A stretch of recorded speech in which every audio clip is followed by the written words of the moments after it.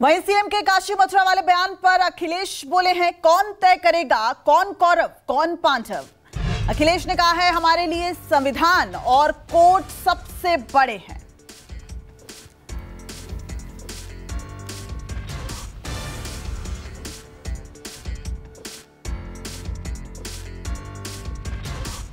कृष्ण गए थे कौरवों के पास, उन्होंने भी कहा था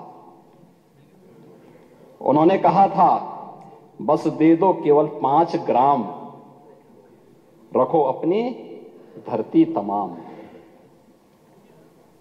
हम वही खुशी से खाएंगे, परिजन पर अस्सी न उठाएंगे। लेकिन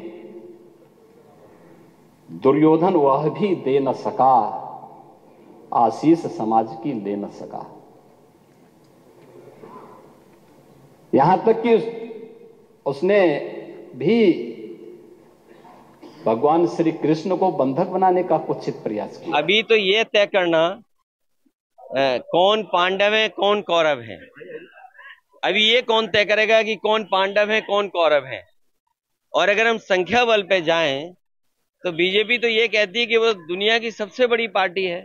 तो पहले ये तो तय हो जाए कि कौरव कौन है पांडव कौन है।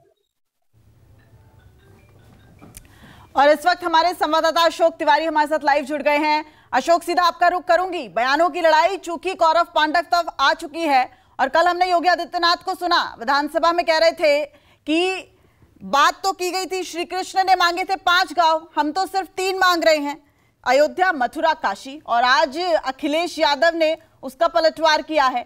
कैसे देखें इसे?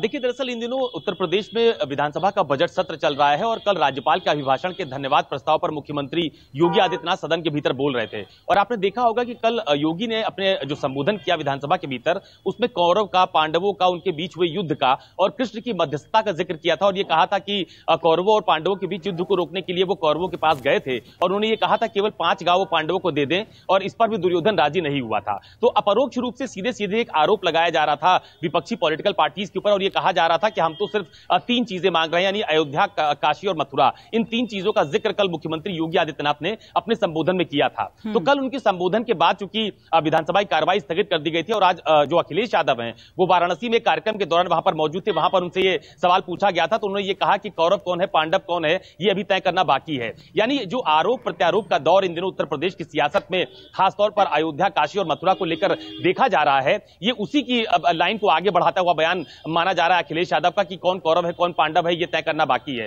तो अखिलेश यादव की तरफ से भी यही नसीहत देने की कोशिश, मैसेज देने की कोशिश की जा रही है कि आने वाला जो लोकसभा का चुनाव होगा उसके परिणाम तय करेंगे कि कौन कौरव है कौन पांडव है। और दूसरी सबसे अहम बात यह है कि उत्तर प्रदेश में अगर आप देखिए तो अयोध्या में रामलला की प्राण प्रतिष्ठा के बाद से ही लगातार समाजवादी पार्टी और कांग्रेस के बीच, जो समाजवादी पार्टी और बीजेपी के बीच लगातार बयानबाजी देखी जा रही है। मुख्यमंत्री योगी आदित्यनाथ ने अभी बीच में सभी विधायकों को यह कहा कि 11 फरवरी को वो सभी विधायकों को अयोध्या में रामलला के दर्शन करने के लिए ले जाएंगे। लेकिन उसके थोड़ी ही देर बाद समाजवादी पार्टी ने यह कहा कि जब रामलला उनको बुलाएंगे तब उनके विधायक दर्शन करने के लिए जाएंगे। तो अभी अयोध्या को लेकर खासतौर पर जो आप कह सकते हैं कि जहां बीजेपी की तरफ से बढ़त बनाने की कोशिश की जा रही है और यह कहा जा रहा है कि उनकी कार्यकाल के दौरान या उनकी सरकार के दौरान अयोध्या में एक बड़ा रामलला का मंदिर स्थापित किया गया, प्राण प्रतिष्ठा का भव्य आयोजन। चलिए, बहुत बहुत शुक्रिया अशोक इस पूरी जानकारी के लिए। और अब